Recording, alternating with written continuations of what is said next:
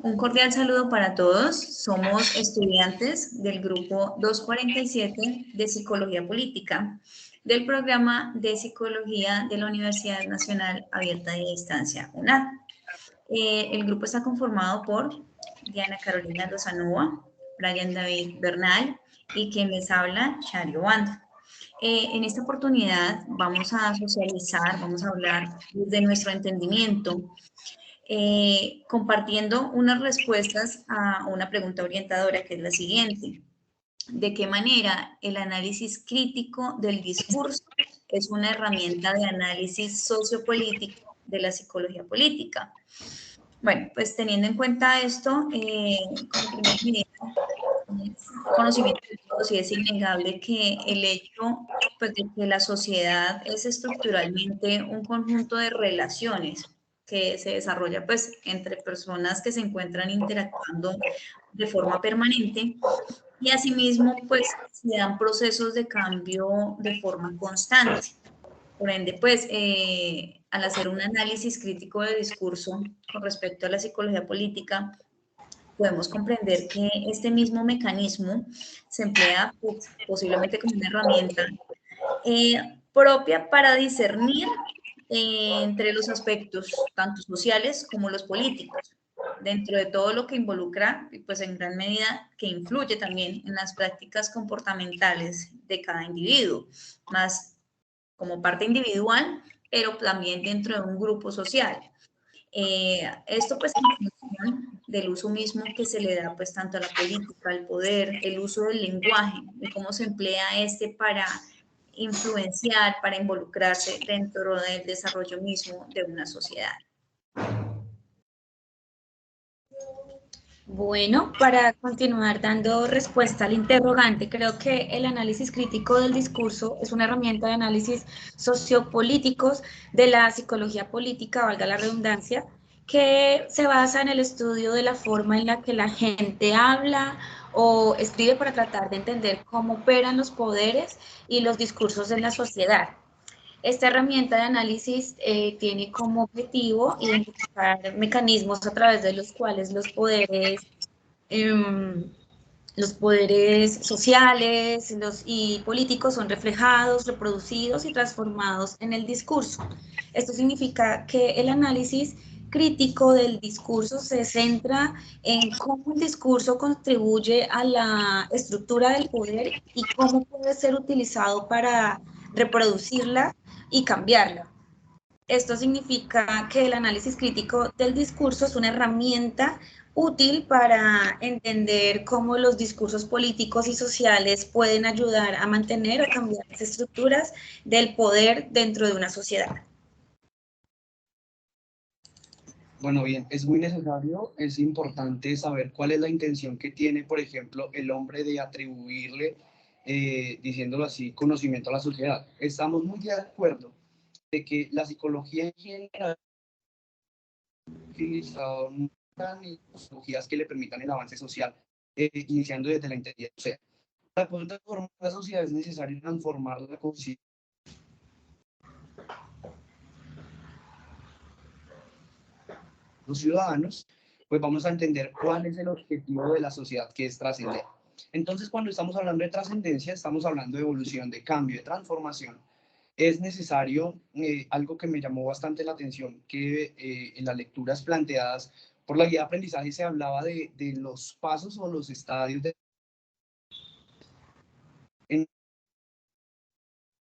conceptos que vienen de Grecia, enfocándonos más en el siglo V, en donde aparecen estos grupos de los sofistas que intentaban convencer a la sociedad para que siguieran su ritmo de aprendizaje o que siguieran sus ritmos o patrones de comportamiento, pero con tintes de mentira. Entonces ellos lo que hacían era en su discurso intentar convencer. Entonces ahí conocemos el primer argumento, que es el convencimiento, que en la psicología es una estructura, pues diría yo que netamente de utilidad.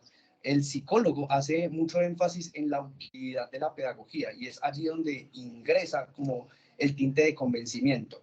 Entonces en el convencimiento se conoce claramente lo que es el sofisma, o lo que, sí, claro, el sofisma lo podemos mencionar muy bien, que es ese pensamiento lleno de doxa, o sea, lleno de comunicación, pero sin un sustento teórico. Entonces, gracias al sustento teórico, en donde nosotros podemos ser un poquito más críticos y reflexivos frente a los distintos planteamientos que nos presenta la sociedad actualmente, ¿no?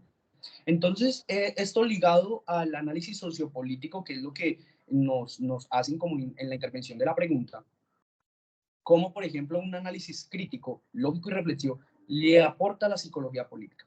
Entonces, cuando estamos también hablando de una psicología política, directamente tenemos que olvidarnos del individuo, tenemos que olvidarnos del ser individual y tenemos que abrirle paso a la sociedad, precisamente porque es que ya la psicología política se va a olvidar, se va como que a apartar un poco de lo que es el hombre como individualidad y se va a enfocar en la sociedad, que es lo importante.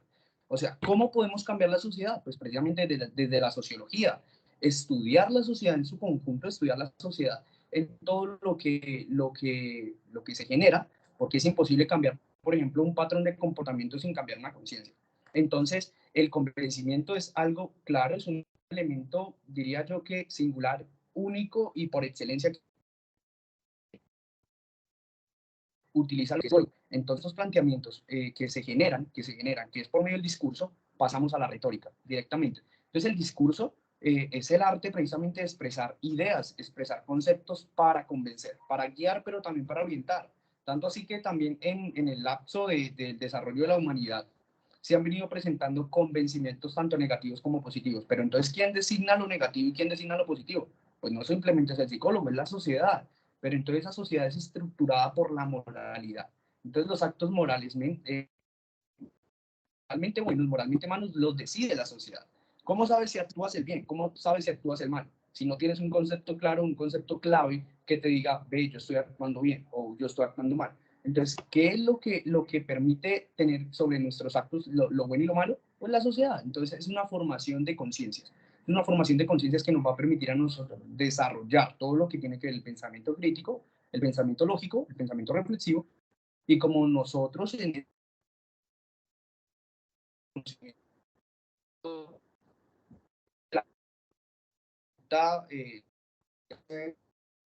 o social, de estos entornos que nos permiten a nosotros llevar todo un desarrollo sociopolítico y sociomoral.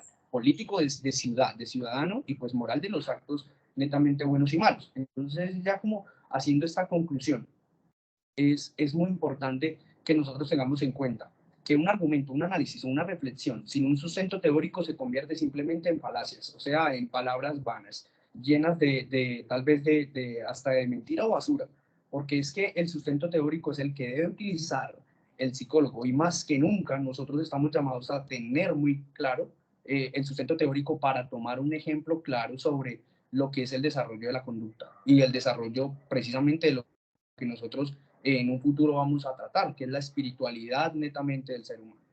Entonces, en esta conclusión que nosotros como grupo hemos realizado, pues es enfocar el pensamiento y es hacer un llamamiento, diciéndolo así, a los diferentes grupos de conducta, que en este caso son la psicología, el psicoanálisis, que nos van a permitir a nosotros enfocarnos y tomar una postura muy crítica, muy analítica y saber a lo que nos vamos a enfrentar en un futuro.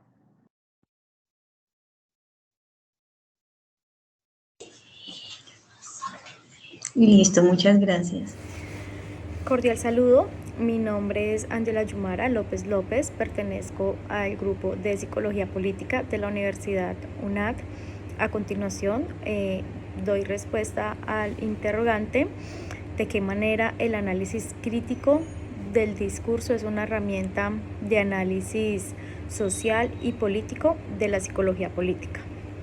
Bueno, de acuerdo con las respuestas de mis compañeros, puedo decir que el análisis crítico del discurso es una herramienta que le permite a la psicología política estructurar nuevas ideas por medio de la comunicación analítica, valga la redundancia, donde permite que el individuo analice diferentes puntos de vista y le permite expresar una opinión en la cual está estructurando un nuevo contenido y aparte de eso, donde hay oyentes que están recibiendo la información y los cuales crean un contenido nuevo desde su punto de vista y que tienen como la oportunidad de crear una nueva subjetividad,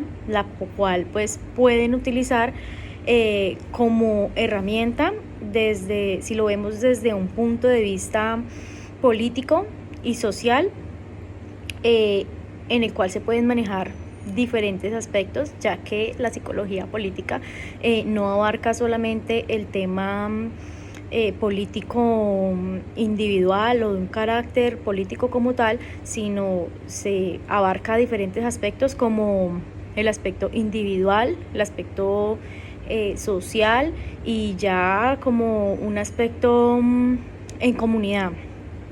De esta forma se crean diferentes puntos de vista, diferentes discursos analíticos, los cuales se pueden compartir y pues todo en pro de mejorar tanto individualmente como socialmente. Muchas gracias.